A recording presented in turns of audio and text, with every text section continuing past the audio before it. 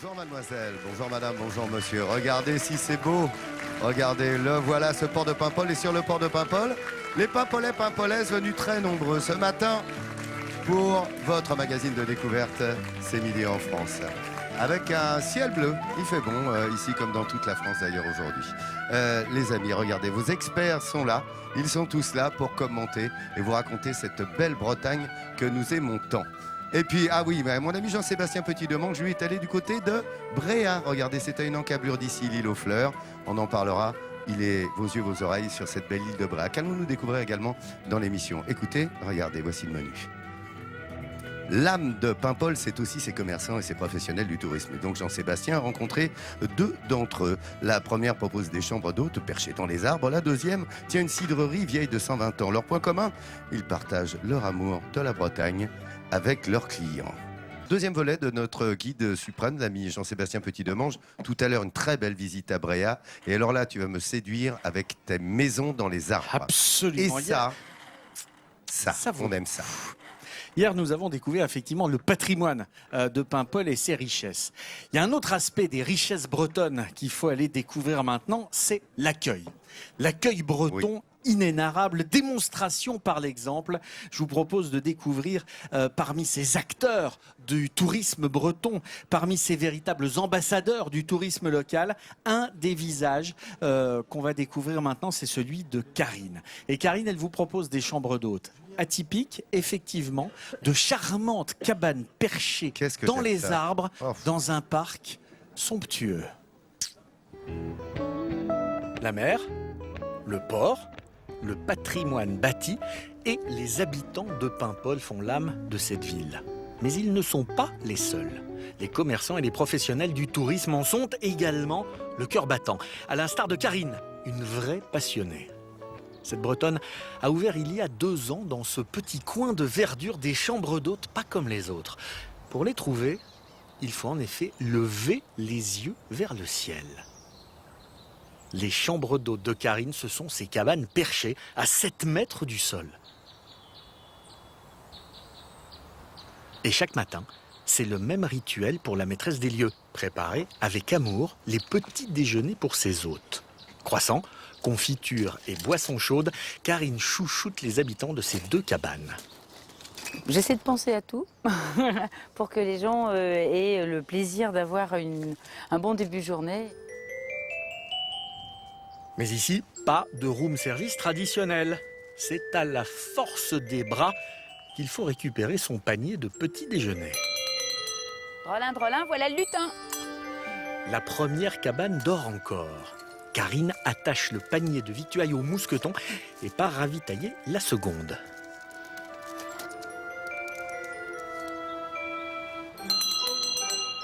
Dans cette cabane, les occupants se réveillent à peine. Mais Karine veille au grain et les encourage durant la montée du précieux trésor. Allez, souquet ferme, matelot, si vous voulez manger, il faut mériter son petit déjeuner. Viens vite m'aider, Momour. Allez, tire, c'est lourd. C'est les croissants. Nadine et sa famille viennent de Haute-Savoie. Ils passent leurs vacances en Bretagne et pour une nuit, ils ont décidé de dormir dans les arbres. Ah, c'est ouais, super c'est calme, on n'entend rien. Et on oublie qu'on dort dans un arbre en fait. On est bien. C'est ça l'objectif de Karine, que ses hôtes se sentent bien ici, dans ces cabanes. Et son accueil dynamique et souriant y est bien évidemment pour quelque chose.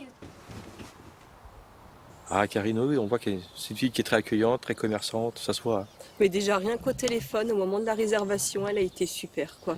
Elle nous a tout de suite appelé par nos prénoms. On se sentait déjà chez nous. Ouais, vraiment un accueil génial, quoi. C'est vrai que c'est un plaisir de commencer une journée comme ça parce que on a les premières impressions. Tout de suite, on sait ce qu'ils ont, comment ils ont vécu l'expérience, comment ils ont ressenti le moment dans nos cabanes. Et c'est effectivement une partie de récompense de notre métier. C'est pour ça qu'on fait ça aussi tous les jours. Karine est une vraie passionnée. Elle aime son métier et elle aime surtout tisser des liens avec les vacanciers qu'elle accueille comme ses propres amis. Comme on a fait le choix pour l'instant, en tout cas de n'avoir que 2 cabanes, eh bien c'est vraiment pour leur consacrer le plus de temps possible, pour tout faire pour qu'ils soient heureux et surtout dorlotés, qu'on ait le temps de les choyer comme des amis, quand on les reçoit à la maison, on a envie que nos amis soient heureux. Et ben là, on les reçoit tous un peu comme des amis. Et voilà, c'est un choix de vie, mais c'est aussi une vraie passion. Et Karine accompagne véritablement ses hôtes durant leur séjour. Rien n'est assez bon pour eux. Et cela se ressent jusque dans le choix de ses produits.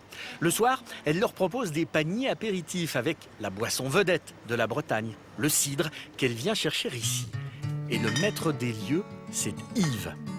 La cidrerie d'Yves à Paimpol, c'est une institution. Les touristes et les Paimpolais se ravitaillent ici, et ce depuis plus de 120 ans.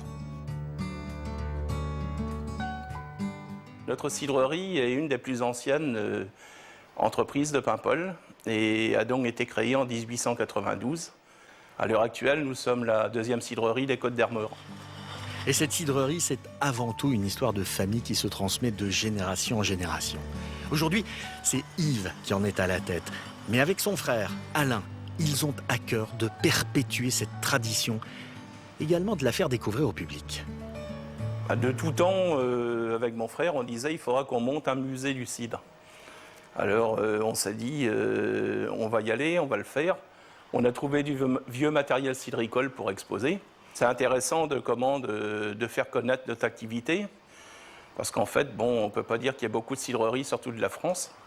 C'est réservé à la Bretagne et la Normandie. Et c'est quand même intéressant de faire connaître notre savoir-faire. Tout comme Karine, Yves partage l'amour de son métier. À Paimpol, les richesses ne sont pas que naturelles, elles sont aussi humaines, à l'image d'Yves et Karine, véritables figures locales.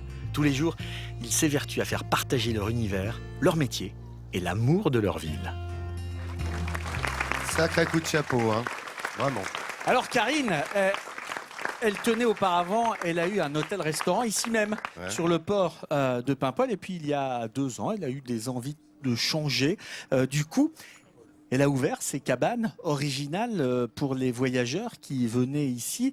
Elle a fait le choix de n'ouvrir que 2 chambres d'hôtes, justement pour, d'une part, préserver la tranquillité de ses hôtes, et puis d'autre part, pour pouvoir leur personnaliser un accueil. Et c'est vrai que moi, bon, c'est un secret pour personne, ça fait quand même quelques dizaines d'années maintenant que je travaille pour un guide et que j'ai l'habitude de repérer quelques jolies chambres d'hôtes comme ça. Mais on le voit dans Midi en France. Mais absolument, et j'en suis ravi. Et c'est un bonheur de rencontrer des gens comme Karine qui ont vraiment à cœur de faire plaisir à leurs hôtes en préparant par exemple quelques jolis sacs d'aventuriers pour passer un beau moment à 7 mètres du sol. Alors ce sont des paniers dans lesquels il n'y a que des produits locaux, que ce soit du cidre, de la charcuterie, des rillettes, tout ça est made in Paimpol. Et pour toutes ces attentions, pour cet accueil absolument remarquable que fait Karine, j'ai décidé de lui remettre ce sourire, ce label Sourire de France, le 2e de cette saison Midi en France, et je suis absolument... Eh bien écoutez, c'est ça, hein. On va remettre des sourires de France tous les jours dans Midi en France pour la valeur ajoutée de l'accueil à la française pour les Français et les étrangers. Voilà, c'est l'excellence à la française de l'accueil. Bravo Karine, quel bel endroit. Merci beaucoup Jean-Seb de nous avoir fait partager ce sourire de France Ça du jour. pour le coup c'est un plaisir, vous voyez. Ah bah ça, je comprends bien. Oui. Vous allez voir que effectivement notre sourire de France est aux côtés de Jean-Sébastien Petit-Demange et c'est largement mérité ce sourire de France. Bravo.